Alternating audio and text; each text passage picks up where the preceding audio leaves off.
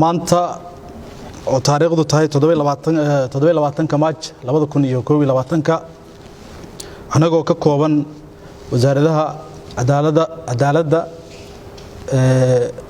xanaanada xoolaha diinta iyo awqaafta warfaafinta gargaarka arrimaha gudaha maaliyadda iyo macdantii biyaha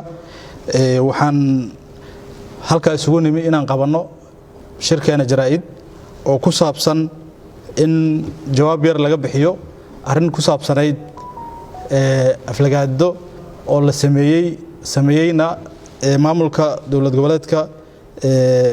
Puntland shirkan jaraa'id waxaan uga hadli doonaa inaan ka hadalno war maalin dhaweyd ka soo yeeray wasiirka Puntland ugu magacaaban cadaaladda iyo arrimaha diinta magaciisna lagu sheegay Awil Sheekh Xamud wasiirka waxa hadaladiisa kamid ahaa hadii madaxweyne Dani uusan nabad iyo nolol oran lahayn maya waxaanu noqon lahayn sida Galmudug Hirshabeelle iyo Koonfur Galbeed oo ah dawlado laciif ah isla markaana wixii la doono laga yeesho marka hore waxaan ka mahad celinaynaa wasiirada ka soo qayb galay shirkan jaraa'id marka labaadna waxaan shacabka wanaagsan ee dawladnimada iyo Soomaalinimada jecel ee reer Puntland uga tacsiyadeynaynaa nasiib darrada iyo hoggaan xumida ku dhacday oo tan iyo sanadihii ugu dambeeyay aanan helin hoggaankii iyo adeeg bixintii ay rabeen una doorteen dadkii ay hoggaami ahaan u doorteen kagana mashquulay dagaal siyaasadeed iyo ka hadlid wax aan dani ka raacayn mas'uuliyiinta dawladda Puntland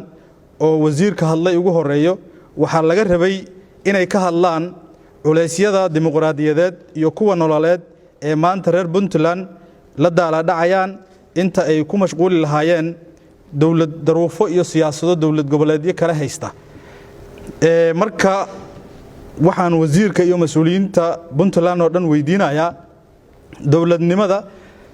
ma waxay tahay in la diido walaalkiyo dalabyada sokeeyaha dawladnimada ma waxay tahay dal shisheeye aadis iyo lagu dido gumaystaha dawladnimada ma waxay tahay damiirka aan dhigin daryeelka maatida dawladnimada ma waxay tahay diirka cad xurumayntiyo doqonnimo u hadalkiyo dawladnimada ma waxay tahay daandaansi jiiraan iyo u doodid wax aan jirin dawladnimada ma waxay tahay dalab aan fulayn iyo dabarculayn cadaawaha waxaan intaan ku sii daraynaa daciifnimada uu nagu tilmaamay wasiirka dawlad goboleedyada saddexda ku tilmaamay waxa maanta ku sifaysan dawladda Puntland oo 22 sano jirsatay dawladooda ay dharaar cad xabsigooda intay maleeshiyo iyo shabaab qabsadeen kana sii daayeen maxaabiistii meel aan Puntland ahayn kama dhicin dhacdo noocaas ah taasna waxay muujinaysaa daciifnimada uu ku tilmaamayo dawlad goboleedyada ay kamid tahay dawlad goboleedka Koonfur Galbeed meel aan Puntland ahayn oo dad ayaga ku soo baxay oo nabad iyo shaqo ka soo doontay lagu gumaado malahan taana waxay daliil u tahay daciifnimada ay maanta dawlad goboleedka Puntland la ciirayso waxa inta ka sii daran oo dawladda Puntland aan maanta xasuusinaynaa mas'uuliyiinteeda iyo madaxdeeda in maamulkaas uusan ka shaqayn danaha iyo horumarka bulshada oo uu maalin walba la soo taagan yahay inuu ku doodo arrimo state kale madaxdoodana aysan la soo shirtaginba wax ajanda siyaasadeed oo la fahmi kara waxayna taas dhaxshay maanta inay ku sifoowaan madaxda Puntland jid iyo jahadiidnimo iyo kalsooni la'aan taasna waa daciifnimada ugu xumayd ee abid waxa mar kale wasiirka ku dhahaya oo mar labaad ku leeyahay wasiirow xishow oo waxa maanta jiray iyo wixii soo jiray wax intaad ka barato waayuhu aad xisaabiso waxa waxa noqono war yaro laga rabay wax weyn iyo kugu noqon Soomaalida waxay kuma mahdaa afxumo nabadna way ka kaxaysaa colna wax kaaga ma tarto xamar iyo arintan oo daruufaha la xiriirta arrimaha amniga oo isu socodka la xiriirta oo uu nagu eedeeyay wasiirka waxaanu kala simanahay dawlad goboleed ahaan Soomaalida kale nala joogta dalka Soomaaliya galgalo oo Puntland kamid ah lama aadi karo ma koonfur galbeed ba waxa kale oo jiro gobol oo dhan oo caasimadiisu tahay Bu'aale oo shabaab haysta tan iyo 2007 oo Jubbaland ah ma koonfur galbeed ba Soomaaliya oo dhan dibkaas way ku wada siman yihiin ma aha wax koonfur galbeed iyo dawlad goboleedyada magac afka lagu dhuftay ay ku kaliya yihiin mid kale waxaan rabaa inaan u sheegno madaxda Puntland oo wasiirka iska hadlay ugu horeeyo inay koonfur galbeed leedahay dad metela oo ugu horeeyo madaxweyne Cabdicasiis oo og wax loo doortay waxay kale leedahay koonfur galbeed wasiiro og ama garanaya wax loo magacaabay iyo xildhibaano ku suntan shaqadii ay shacabka ku metelayeen marka cid kale oo wasiir ama xildhibaan ka ah dawlad goboleed kale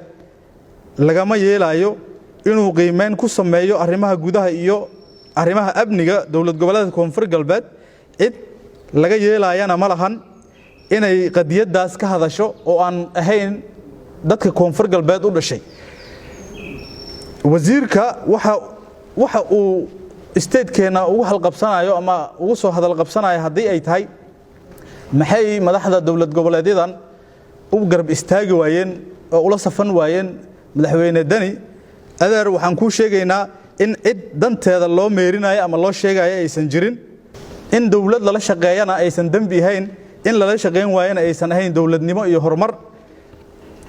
siyaasiyan madaxweynaha dawlad goboleedka koonfur galbeed madaxweyne Cabdicasiis wuxuu aaminsan yahay in dawladda federaalka aan ka mid nahay ka dawlad goboleed ahaan koonfur galbeed isla markaasna hoos tagno dawladdaas oo federaalka ah sida dastuurka dawladda federaalka oo qabiida ah uu qabo kuna leenahay dawladda federaalka xildhibaano iyo wasiiro nagu matala dawladdaas federaalka madaxweynaha wuxuu sidoo kale siyaasiyan aaminsan yahay inay jiri karaan mabaadi iyo siyaasado lagu kala aragti dubnaan karo laakiin ay laga maarmaan tahay in si waafaqsan shuruucda dalka looga wada hadlo hal waaran laga gaaro reer koonfur galbeed madaxdooda iyo shacabkooda uma basamaysna dhaqankoodana ma ahan inay dhahaan horena u socon mayno gadaalna aadi mayno halkaana joogi mayno dhaqankeena ma aha aniga iyo siyaasiyiinteena iyo madaxdeena iyo shacabkeenaba laakiin cid ku sifowday maanta oo madaxda dawlad goboleedka Puntland hadii ay guulo ka gaaraanna yaysan faa'iidadaas waxba naga siinin haday ku qasaaraan yayna aadin gabagabadii siyaasiyiinta dawlad goboleedka Puntland waxaan kula talinaynaa inay kaliya ka shaqeeyaan danaha iyo horumarka dadka ku nool gobolada ku abtirsada dawlad goboleedka Puntland oo ay faraha kala baxaan ka hadlida iyo u hadlida dawlad goboleedyada kale sababtoo ah dawlad goboleedyada ay u doodayaan ama ay ka hadlayaan waxay leeyihiin mas'uuliyiin u idman oo loo doortay hawlahaas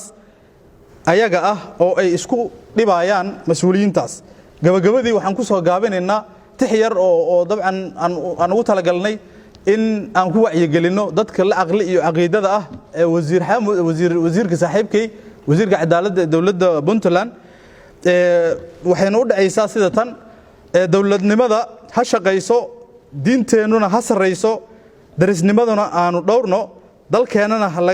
ha la kabo dadkeenana ha israaco damiirkuna ha shaqeeyo dadnimadana hana siiso dareenkeeno u turaya daryeelka ummadeena doorasho xilligeeda degdeg loo qabanayo intaasaan ku soo gabagabaynayaa waxaan rajaynayaa inaanay hadda kadib aan dhicin